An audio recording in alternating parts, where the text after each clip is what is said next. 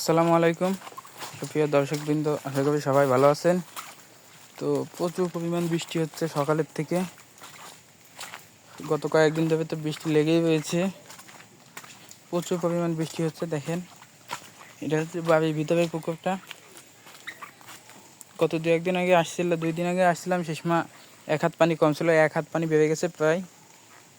প্রচণ্ড পরিমাণ পানি হয়েছে। দেখেন, আশেপাশে জায়গাও পানি জমে রয়েছে।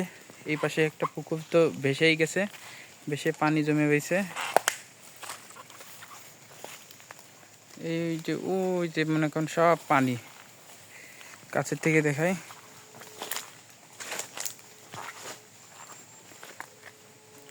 ওইখানে একটা পুকুর আছে পাশে, সেই পুকুরটা ভেসে গেছে প্রচণ্ড পানির জন্য।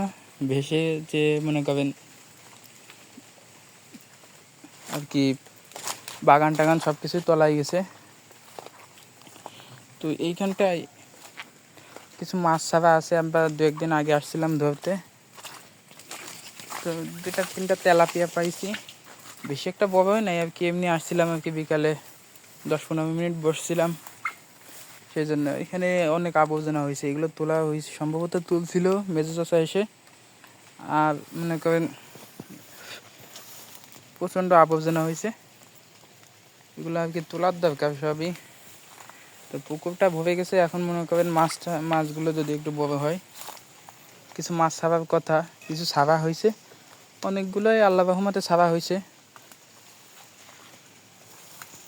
তো এখানের অবস্থা অন্য জায়গার থেকে একটু ভালো, যে এখানটা তলায় নি।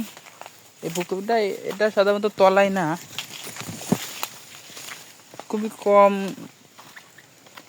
যে তলাবে না, এটা আশা করা যায়। তা বাকিটা আল্লাহর ইচ্ছা। পানিটা চুয়ায় একটু ওই পাশে যায়, ঠিক আছে, চুয়ায় ওই পাশে যায়, কিন্তু এটা তলাতে আমি দেখিনি কখনো।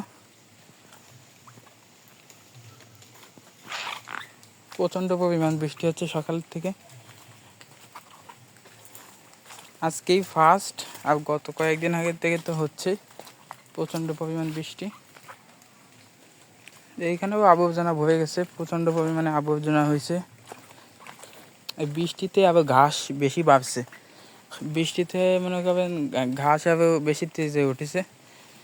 এইখানটা পরিষ্কার করা হয়েছিল আগামাথা, তো এইখানটা আবার ভরে গেছে ঘাসে। এগুলো আমরা গরুকে খাওয়াই, এখান থেকেও তুলে নিয়ে যাওয়া হয়। তো এই ছিল আমাদের ভিডিও। আসসালামু আলাইকুম।